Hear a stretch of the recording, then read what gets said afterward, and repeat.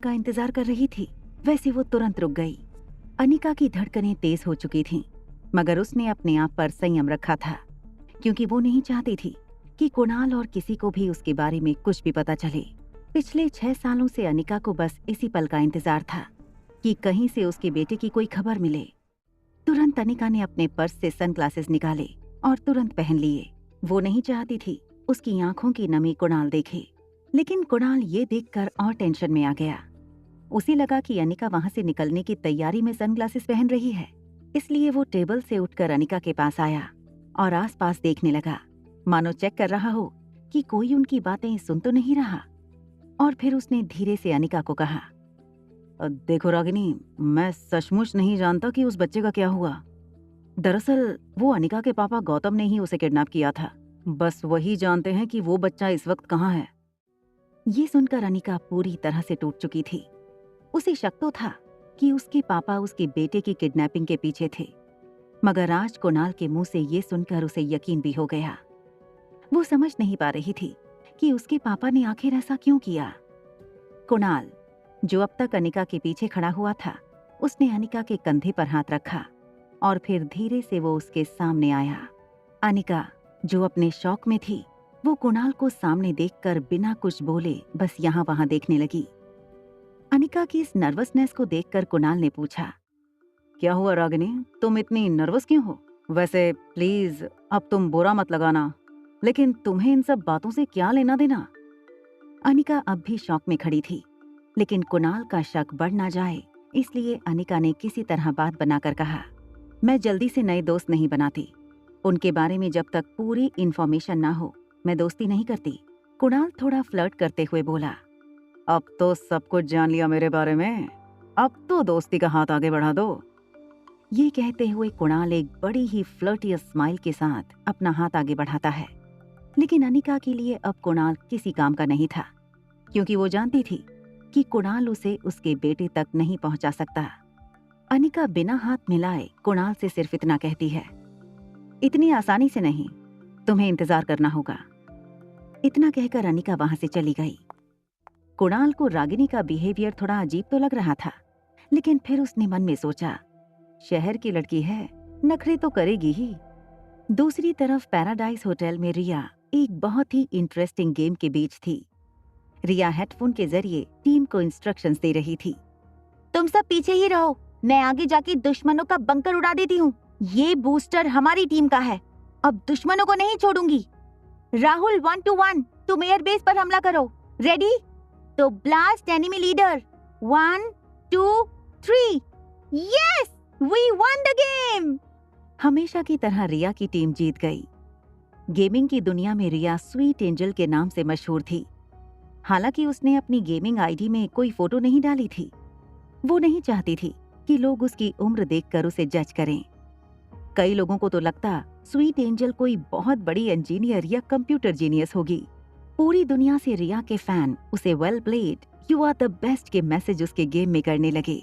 इतना ही नहीं, 25,000 से ज्यादा पेंडिंग फ्रेंडशिप रिक्वेस्ट आकर पड़ी थी रिया के पास। रिया पर अब इन मैसेजेस की वाहवाही का असर नहीं होता था, क्योंकि अब ये सब कुछ उसके लिए बहुत आम बात थी। स्वीट एंजल के नाम से खेल रही रिया मॉर्टल फाइट गेम की वर्ल्ड चैंपियन थी। रिया ने अपना टैबलेट सोफे पर घुमाकर फेंका, खड़ी होकर रूम में लगे इंटरकॉम की तरफ गई। उसने सोचा एक चॉकलेट मिल्कशेक मंगवाया जाए। फोन उठाकर वो जब रूम सर्विस का नंबर डायल करने ही वाली थी, तब उसे अनिका की एक बात याद आई। अनिका ने बाहर जाते हुए उसे कहा था कि रूम के सामने एक पागल और एक छोटा पागल रहता है। रिया वैसे तो बड़ी अच्छी बच्ची थी, मगर थी काफी शरारती। वो उन बच्चों में से थी जिन्हें कोई बात करने से मना करो तो वो ये जानने के लिए बहुत उत्सुक होते हैं कि आखिर ऐसा क्या है कि बड़े उन्हें वो चीज करने से मना करते हैं। रिया ने एक बड़ी ही शैतानी मुस्कान के साथ दरवाजा खोला और अपने सामने वाले रूम का नंबर पढ़ लिया, 2401। रिया फिर से इंटरकॉम के पास गई और वही शैतानी मुस्कान के साथ नंबर डायल किया। तभी रोहित मारवा के कमरे में इंटरकॉम की घंटी बजने लगी। रूम में इस वक्त सिर्फ सनी और आर्यन ही मौजूद थे। सनी बालकनी में खड़ा खड़ा अपने किसी दोस्त से फोन पे झगड़ रहा था। किसी गेम में उस दोस्त की वजह से टीम हार गई थी।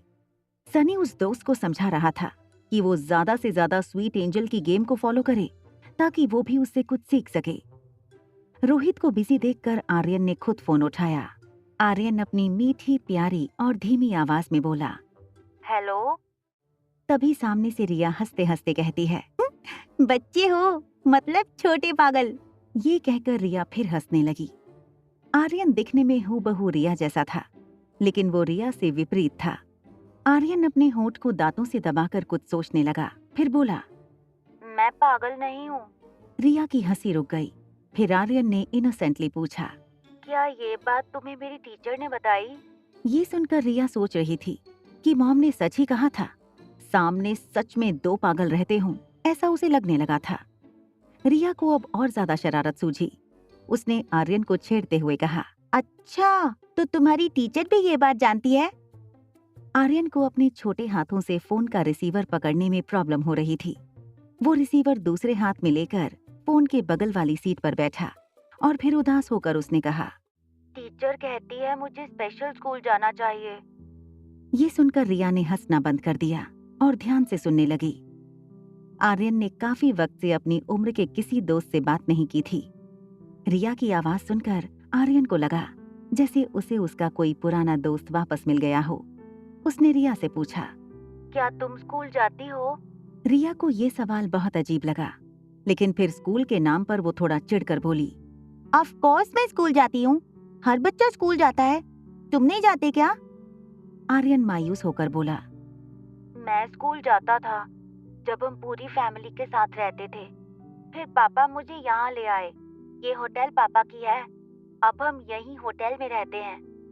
ट्यूशन टीचर यहीं आती है मुझे पढ़ाने। रिया ने ऐसी सीरियस बातें पहले कभी नहीं सुनी थी। उसने थोड़ा शौक होते हुए आर्यन से पूछा, स्कूल नहीं जाते? होटल को घर बनाकर रहते हो? अच्छा तो तुम्हारा कोई फ्रेंड है यहाँ? आर्यन पीछे मुड़कर चेक करता है, कहीं सनी तो नहीं आया। सनी को बिजी देखकर आर्यन फिर धीमी आवाज में बोलने लगा, नहीं, यहाँ मेरे साथ पापा और चाचू रहते हैं। रिया को आर्यन की बातें अजीब लग रही थीं, पर अब उसे आर्यन पर दया आ रही थी। रिया ने किसी मैच्योर एडल्ट की तरह गंभीर विचार किया और आर्यन के सामने एक ऑफर रखी। अच्छा एक बात बताओ, मेरे दोस्त बनना चाहोगे? आर्यन, जिसकी लाइफ में सिर्फ दो चीजों की कमी थी, माँ और दोस्त की, और इसीलिए आर्यन ने तुरंत हाँ कर दी। उसकी आवाज में जैसे अचानक जोश आ गया हो। रिया ने भी खुश होकर अपने आप को इंट्रोड्यूस किया। आई एम रिया, तुम्हारा नाम क्या है? आर्यन बढ़ते कॉन्फिडेंस के साथ बोला, आई एम आर्यन, तुम कहाँ से बोल रही हो?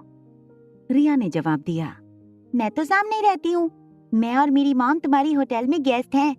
तुम मुझसे मिलना चाहोगे? ये सुनकर आर्यन ने बाहर बैठे सनी को देखा। उसे लगा कि सनी तो अपनी ही प्रॉब्लम से परेशान है। तब उसने कुछ सोचकर एक हाथ फोन के माइक पर रखकर धीरे से पूछा, मगर कैसे? पापा मुझे रूम से अकेले निकलने नहीं देंगे। रिया ने एक हाथ कमर पर रखकर फोन का रिसीवर सिर पर पटका। अरे तुम बच्ची हो क्या? देखो, तुम ठीक 15 मिनट में मुझे नीचे होटल की लॉबी में मिलो।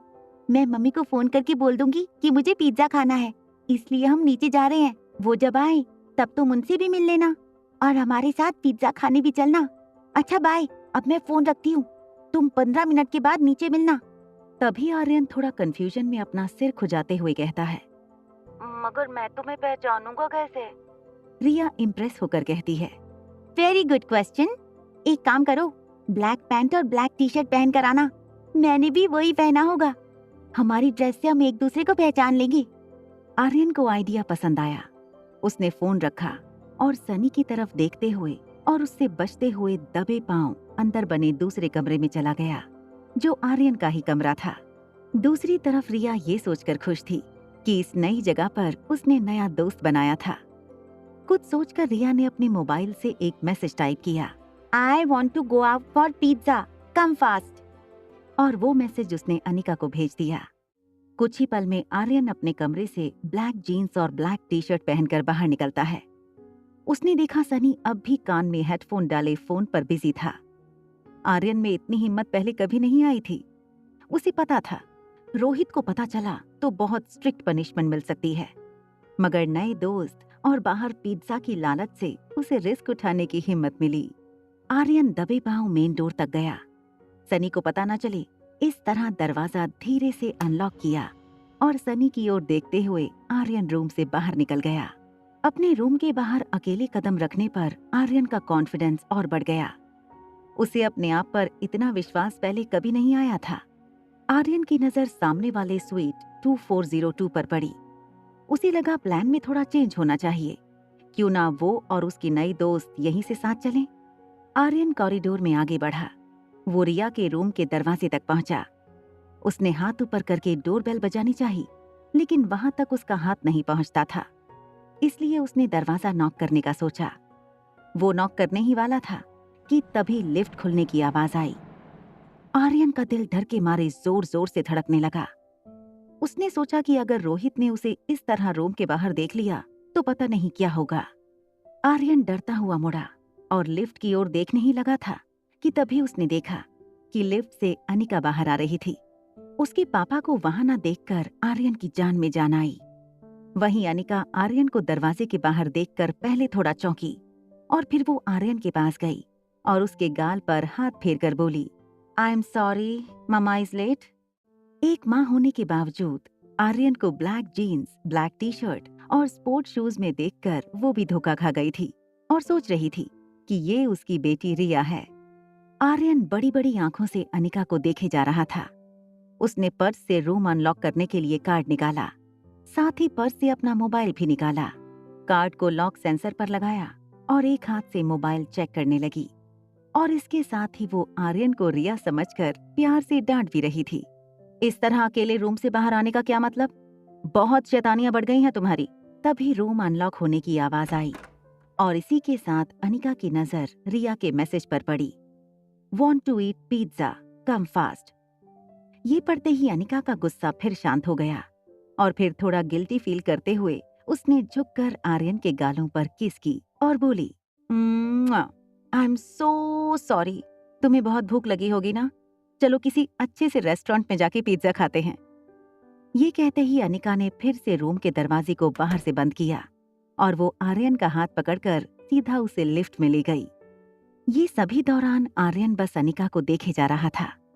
अनिका का स्पर्श, उसका प्यार देखकर आर्यन को ऐसा लगा जैसे कि अगर उसकी माँ होती तो उसे ऐसे ही प्यार करती। आर्यन ये तक भूल चुका था कि उसे उसकी नई दोस्त को मिलना था। इस वक्त आर्यन को अनिका की ममता के आगे और कुछ नहीं दिख रहा था। लिफ्ट में अनिका की बगल में खड़ा आर्यन धीरे से अचानक अनिका की उंगली पकड़ लेता है। ये देखकर अनिका को थोड़ा अजीब लगा और उसने आर्यन की तरफ देखा। आर्यन की आंखें जैसे अनिका की आंखों से पूछ रही हों कि माँ तुम कहाँ थी? अनिका, जो आर्यन को रिया समझ रही थी, उसने एक पल के लिए सोचा कि रिया ऐसे इमोशनली क्यों दिखे जा रही है उसको। इसलिए उसने आर्यन को पकड़कर अपनी तरफ किया और नीचे झुककर आर्यन को सीने से लगाकर अपनी गोद में उठा लिया। आर्यन ने आंखें बंद कर लीं और अनिका को जोर से पकड़कर हक कर लिया, मानो जैसे आर्यन को हमेशा से इसी पल का इंतजार था। उसने अनिका को पहले कभी देखा तक नहीं था, मगर आज उसे ऐसा लग रहा था जैसे वो अनिका की गोद में पहले भी खेला है। अनिका धीरे धीरे आर्यन की पीठ को अपने हाथ से थपथपाने लगी, जिसके चलते कुछ ही सेकंड्स में आर्यन अनिका के कंधों पर सर रखकर सो गया। तभी लिफ्ट ग्राउंड फ्लोर पर पहुंची और जैसे ही लिफ्ट का दरवाजा खुला तो सामने रोहित मारवा खड़ा था। रोहित और अनिका की नजरें एक दूसरे से मिलीं, लेकिन दोनों में से किसी ने कुछ नहीं कहा। आर्यन का सर अनिका के कंधों पर झुका होने के कारण रोहित को आर्यन का चेहरा नहीं दिखा। अनिका आर्यन को थपकियां देते हुए लिफ्ट से बाहर की ओर निकल गई।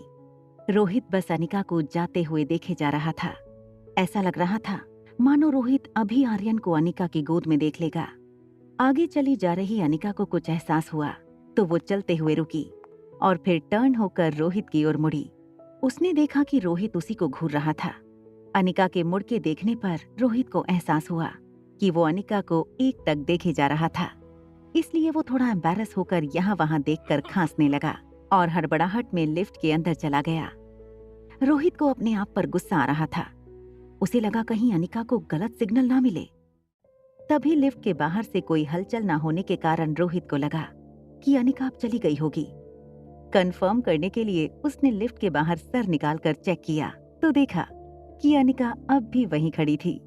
रोहित ने झटके से अपना सर वापस लिफ्ट के अंदर ले लिया और फटाफट सीधे टॉप फ्लोर का बटन दबा दिया। अब तो उसे अपने किए पर और भी पछतावा हो रहा था। उसने अपना हाथ जोर से लिफ्ट की दीवार पर दे मारा। स्टील के दरवाजे होने की वजह से रोहित के मुक्के की गूंज पूरी होटल में सुनाई दी। टॉप फ्लोर आने पर लिफ्ट का दरवाजा खुला तो रोहित ने सामने देखा कि black jeans black T shirt पहन रिया लिफ्ट का इंतजार करते हुए खड़ी थी। रोहित, जो पहले से थोड़ा डिस्टर्ब था, उसने रिया को आर्यन समझकर कड़क आवाज में डांट दिया, तुम फिर यहाँ खड़े हो? रूम से अकेले बाहर नहीं निकलने को कितनी बार बोला है मैंने? Why don't you listen to your dad? Dad, ये शब्द सुनते ही रिया की आंखें चमक उठी।